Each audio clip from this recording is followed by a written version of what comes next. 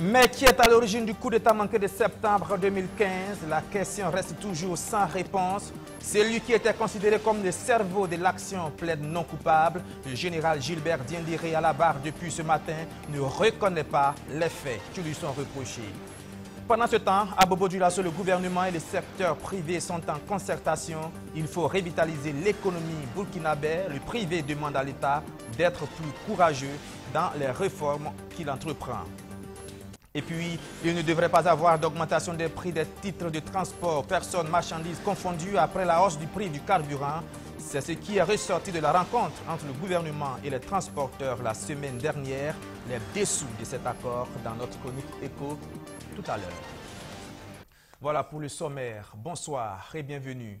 Coup de tonnerre dans le procès du putsch manqué de septembre 2015. Le principal accusé plaide non coupable. Appelé à la barre ce matin, Gilbert Diendéré, pourtant à la tête du CND, qui avait dissous les institutions de la République au moment des faits, rejette les accusations portées contre lui, attentat à la sûreté de l'État, trahison ou encore meurtre entre autres. Il nie tout en bloc, mais comment s'est passé le face-à-face entre le général des Étoiles et le parquet militaire Roméo Koïta? L'ambiance du jour était toute particulière, une salle d'audience pleine à craquer comme au premier jour du procès.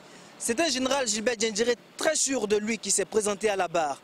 Dès sa prise de parole, il a tenu à saluer le tribunal, tout protocole respecté. Il s'est ensuite incliné devant la mémoire de ceux qui sont tombés lors des événements du 16 septembre et souhaité prompt rétablissement aux blessés.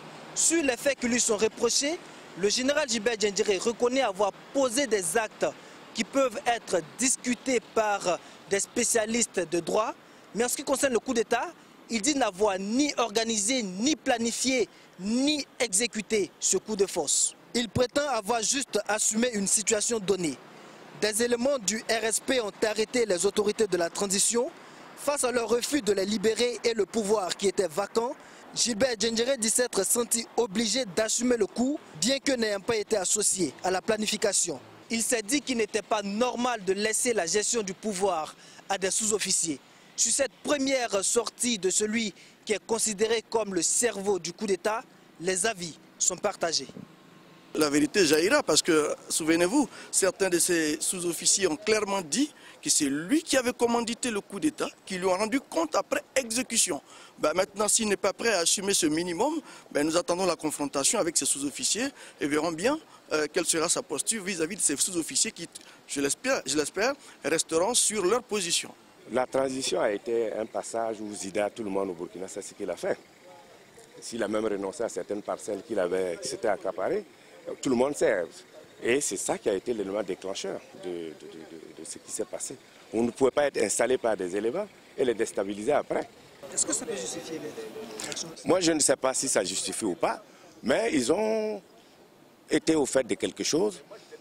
La solution n'est certainement pas la bonne, mais bon, ça a été la réaction. Voilà. Il a dit qu'il n'y est pas, mais pour l'instant, aucune question ne lui a été posée. En plus, il a dit juste qu'il n'y est pas. Il n'a rien organisé, il n'a rien planifié, il n'a rien exécuté. Bon, sans plus. Maintenant, il n'a pas dit qui a fait. Lui, il s'en démarque aussi. Il était au courant. Donc nous attendons de voir qu'est-ce qu'il dirait davantage, peut-être demain ou dans les jours qui suivent. Après avoir plaidé non coupable pour les faits d'attentat à la sûreté de l'État, le général Gilbert Diendéré a, durant 5 heures d'horloge, tenté d'expliquer les raisons qui ont conduit aux événements du 16 septembre. Et il n'est pas allé du dos de la cuillère pour indexer le lieutenant-colonel Yacouba Isaac Zida comme étant l'un des responsables à cause de ses ambitions démesurées.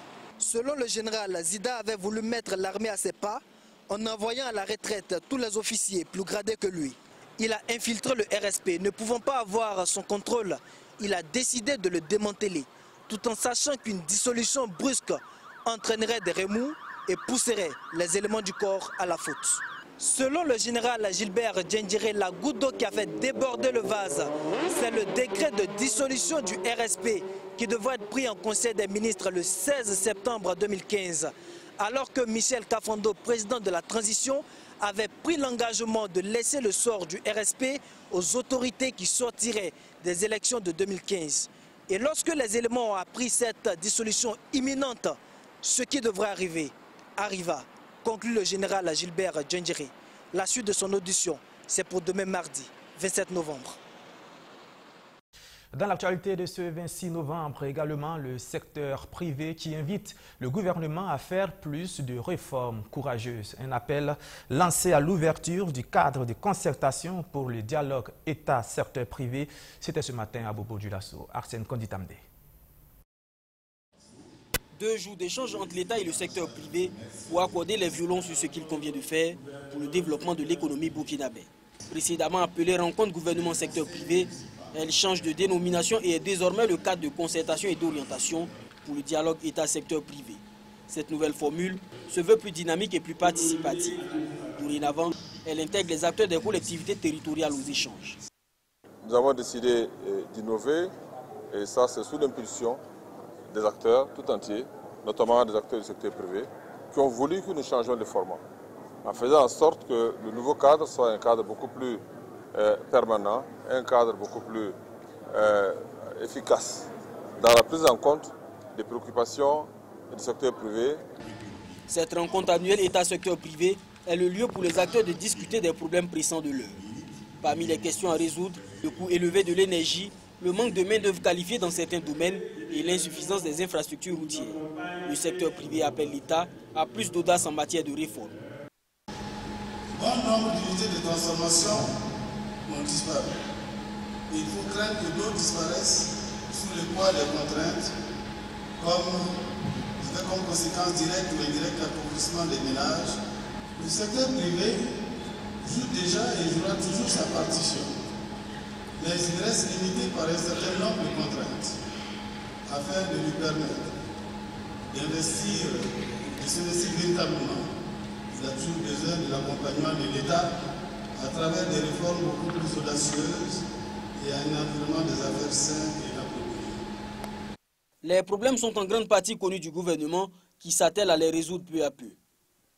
C'est justement de regarder tous les obstacles que nous avons pour le développement donc, du secteur industriel et de l'artisanat et d'y apporter les réponses appropriées, tous ensemble, de manière à ce que le gouvernement et le secteur privé, nous travaillons main dans la main pour faire en sorte que le secteur privé se développe au Burkina Faso, pour faire en sorte que tous les jeunes burkinabés aient un savoir-faire et qu'ils ne sortent pas du système scolaire avec des connaissances générales qu'ils ne donnent pas d'emploi. La clé de la compétitivité, la clé du développement du secteur privé et de l'auto-emploi dans le Burkina Faso, c'est d'abord la formation, notamment la formation technique et la formation professionnelle. Et c'est le Mali, c'est le Niger, c'est la Côte d'Ivoire, etc. Le transport est fluide pour nous permettre d'aller nous approvisionner chez eux, mais également écouler nos marchandises vers chez eux. Voilà ce qui concerne par exemple les facteurs de production. Et nous avons des difficultés énormes au niveau de ces facteurs de production. Au nombre des changements majeurs dans la nouvelle formule de la rencontre entre l'État et le secteur privé, l'organisation de concertation régionale avec les opérateurs économiques locaux. Ces rencontres permettent de recueillir les différentes préoccupations avant la rencontre annuelle. À présent, cette autre concertation, cette fois-ci entre l'État et des associations de transporteurs, nous en parlons dans notre chronique éco.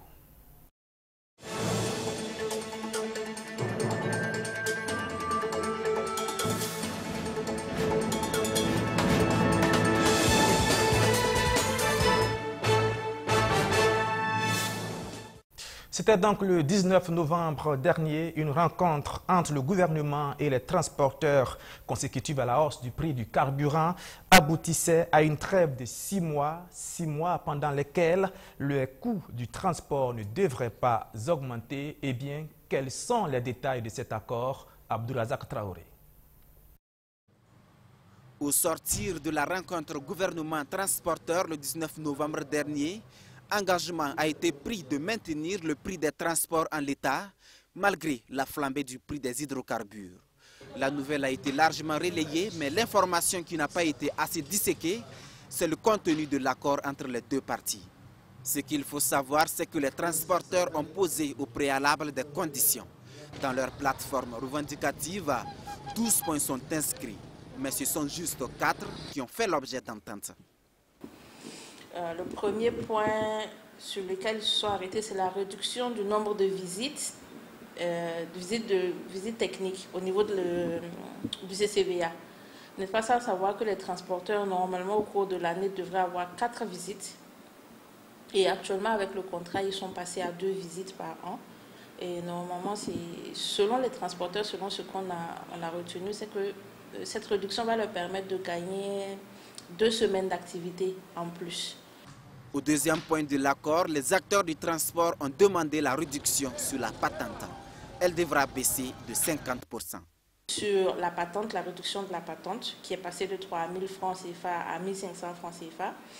Il y a aussi la réduction des gendarmes couchés, ou ce qu'on appelle les ralentisseurs, sur les routes nationales. On se rappelle que cette injonction ou cette demande des transporteurs-là fait suite à une publication au niveau de l'Assemblée nationale qui relatait un peu le coût de ces ralentisseurs-là justement sur les transports. L'autre point important soumis et discuté sans issue favorable, c'est la question de la TVA. Les transporteurs évoquent une double imposition au niveau de l'achat du carburant. L'économiste du Faso nous apprend que cette partie des doléances a été jugée technique et par conséquent renvoyée aux prochaines discussions. L'autre zone d'ombre est relative aux petits transporteurs qui ne sont pas affiliés à la grande fêtière rencontrée par le gouvernement. Dans ce contexte, comment contenir l'augmentation à leur niveau? C'est que la rencontre avec les transporteurs n'a pas pris en compte ceux qui ne sont pas affiliés à l'OTRAF, à l'organisation des transporteurs. Il y a les petits cas de 12, 18 places et qui, eux, vont un peu partout sur tout le territoire burkinabé. Maintenant, de ce qu'on a pu recueillir au niveau de l'économiste du Faso, c'est que l'accord n'a pas dévoilé les termes exacts du pacte qu'il y a eu au niveau du statut des transports. C'est-à-dire que, selon les informations, il y a eu 12 points que les transporteurs ont déposés sur la table de concertation et il n'y a eu que 4 accords qui ont été connus, qui ont été divulgués. Donc, on se dit que peut-être que cette question des petits transporteurs là fait partie des 12 points. Certainement que ces 12 points seront dévoilés en janvier prochain, date prévue pour l'évaluation de la mise en œuvre de l'accord paraphé. Un accord qui, faut-il le rappeler, permet de maintenir un statu quo pendant 6 mois sur les prix. Un accord donc qui sonne comme un pare-feu contre la flambée des prix.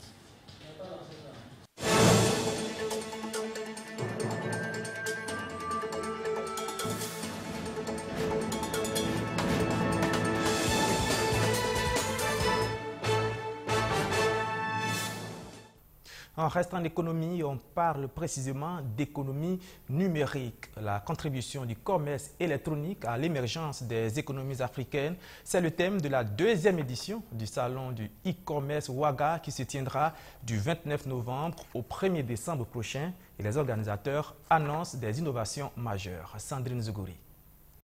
Le e-commerce ou encore l'achat et la vente des produits via les réseaux informatiques est en train de se faire une place sur le marché burkinabé. Encore embryonnaire, le e-commerce pourrait contribuer à l'émergence des économies africaines. 72 heures, c'est suffisant pour ces hommes d'affaires de faire sa promotion à travers le Salon international digital Commerce électronique Post, 2e édition. Ce salon va connaître cette année une touche particulière. Le salon e-commerce Ouaga s'internationalise, il y a des pays qui viennent. Nous avons le Rwanda comme pays invité modèle qui vient avec 12 entreprises. Ils vont exposer au travers d'un village d'exposition. Ils vont effectuer des rencontres B2B sur place. L'autre innovation, c'est le e-campus où nous allons environ former 500 jeunes au travers de 5 modules très pertinents sur les questions de définition du e-commerce, de la mise en place d'une plateforme marchande, de l'agrégation de plugins, l'agrégation d'un API de paiement, la maîtrise de la livraison express, le marketing digital. L'autre innovation, c'est le Business Forum. Placé sous le thème contribution du commerce électronique pour l'émergence des économies africaines, cet espace mobilisera 80 exposants, un créneau pour amener le public à s'approprier des outils nécessaires pour l'application du numérique au commerce. Cependant, nombreux sont les défis à relever. Les défis, c'est de, entre griffes, tropicaliser le e-commerce. Ça veut dire faire en sorte que l'expérience du e-commerce en Afrique soit adaptée à nos habitudes. De façon concrète, que ce soit l'expérience clientèle lorsqu'on est sur un site internet, que ce soit le moyen de paiement qui doit être adapté. Vous savez que nous, ici, on veut toucher la marchandise avant de payer. Alors que l'essence même du e-commerce, c'est de payer à distance et de se faire livrer ensuite. C'est pour ça qu'il y a un API de paiement qui permet de payer, de recevoir un code et de donner ce code au marchand pour qu'il reçoive définitivement son argent. Avec comme pays invité modèle le Rwanda, ce salon va regrouper 6 secteurs d'activité. Ce partage d'expériences entre les différents exposants va se tenir du 29 novembre au 1er décembre à Ouagadougou, plus précisément au Palais des Sports de Ouaga 2000. Et c'est plus de 4000 visiteurs qui sont attendus.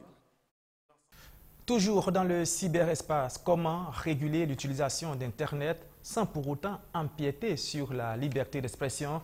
La question était au centre de la 6e édition du Forum national sur la gouvernance de l'Internet au Burkina Faso.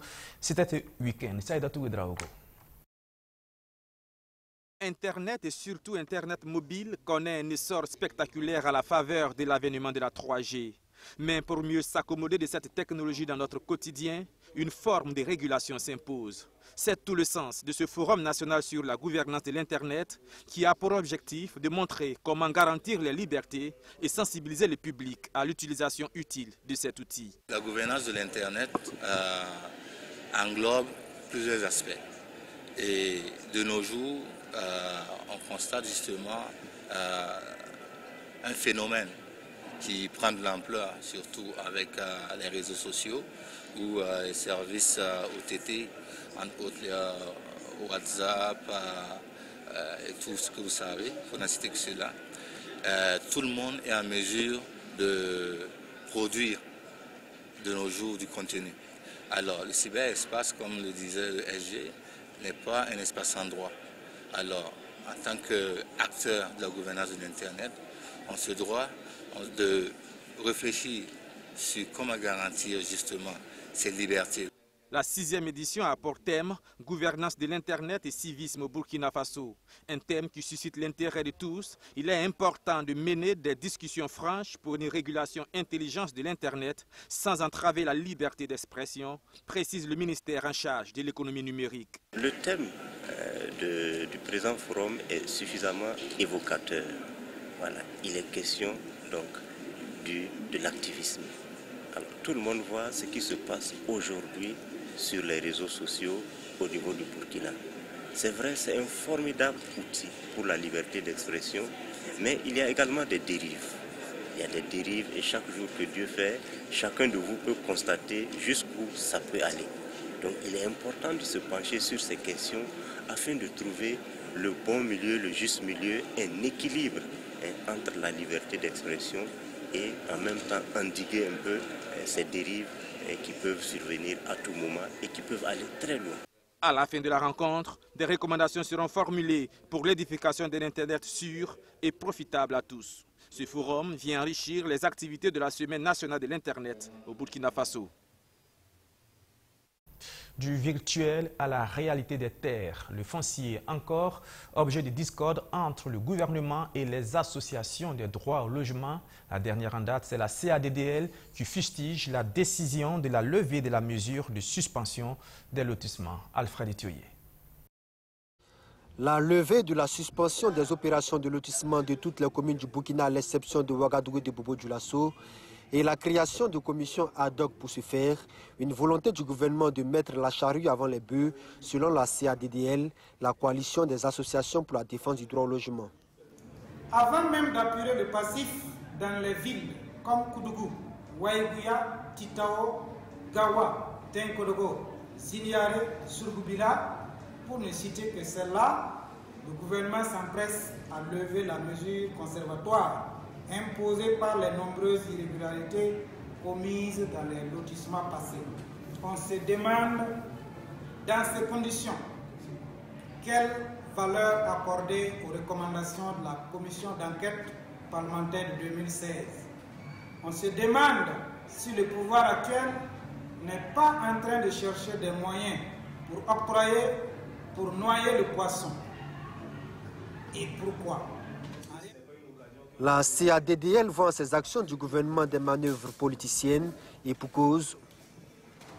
En réalité, comme de par le passé, le gouvernement actuel met tout en œuvre pour maintenir le statu quo en ce qui concerne l'appurement du passif, et ce, jusqu'aux prochaines échéances électorales de 2020.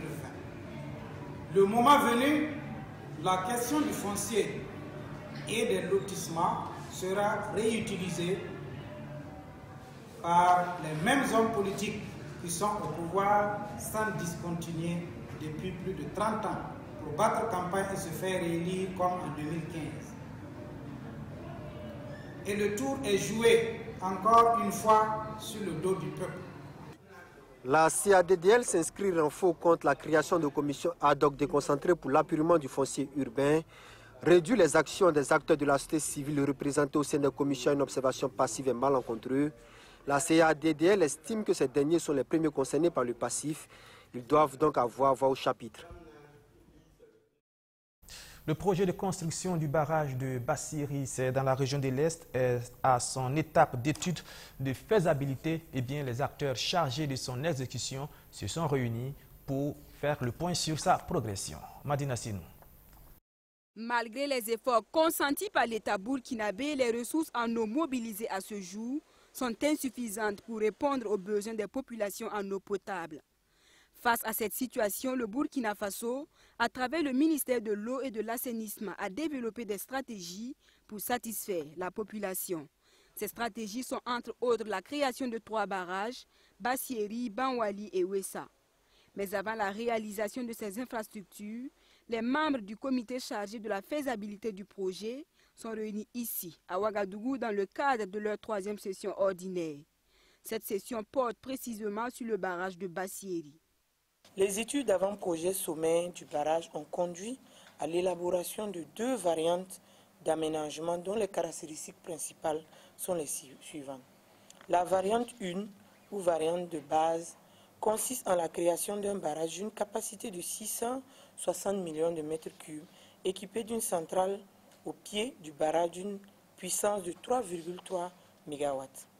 La deuxième variante consiste quant à elle, à réaliser un deuxième barrage appelé barrage eau d'une capacité de 132 millions de mètres cubes avec une installation solaire photovoltaïque de 350 MW. Ces chiffres montrent que le barrage de Bassiri fera partie des plus grands barrages du Burkina. Le présent atelier revêt donc une importance capitale pour résoudre le problème d'eau au Burkina Faso.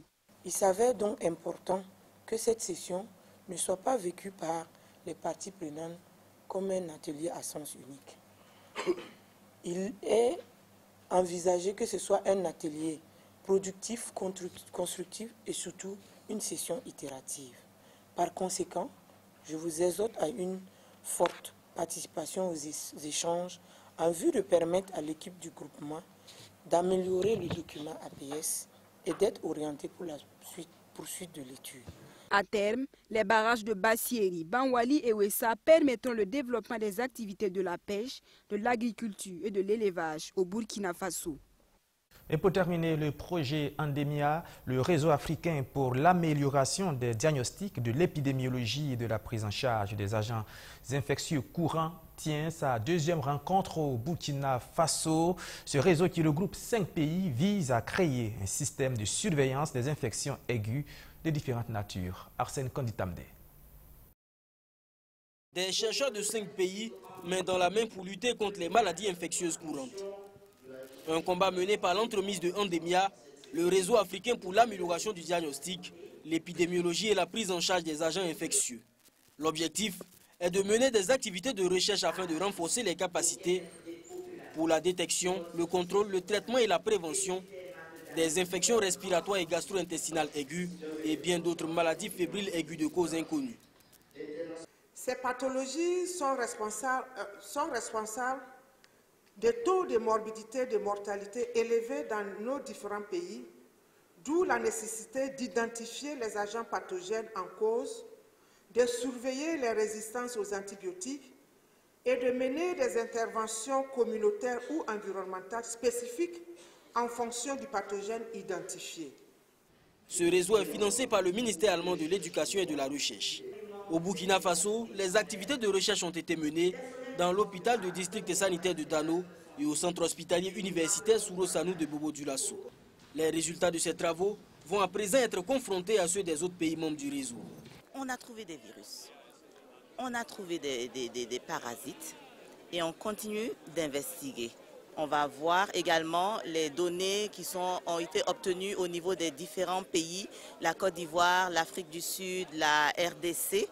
Et on va comparer également nos résultats aux leurs et voir quelle est la suite pour la suite du projet Andemia. Lors de la précédente rencontre tenue à Yamoussoukro en Côte d'Ivoire, de nombreux points avaient été débattus et cette rencontre est le prolongement de ces échanges. Les activités de Andemia viennent en appui aux politiques sanitaires déjà existantes dans les 5 pays membres. Dans la dynamique de la lutte contre ces maladies dites de la pauvreté, plusieurs projets, programmes et essais cliniques ont été menés et sont en cours aussi bien au niveau international, appuyés par l'Organisation mondiale de la santé et ses agences satellites, ainsi qu'au niveau des politiques et programmes nationaux dans les différents pays. Un programme de 5 ans qui met en œuvre une stratégie transnationale de recherche et de lutte contre ces problèmes. Dans le cadre de cet ambitieux projet, le centre Muras de Bobo-Dioulasso a abrité les 2 dernières semaines une formation de haut niveau sur les bases de l'épidémiologie et de la statistique. Elle a concerné une vingtaine d'étudiants venus des 5 pays membres du réseau. Voilà, et c'est la fin de ce journal que j'ai pris grand plaisir à vous présenter. Merci de votre fidélité. Restez sur la télévision BF1. Tout à l'heure, à 21h00, ça sera le Sport Time avec John William Somda. Mais avant, à 20h15, vous avez le journal en langue morée. Merci de votre fidélité.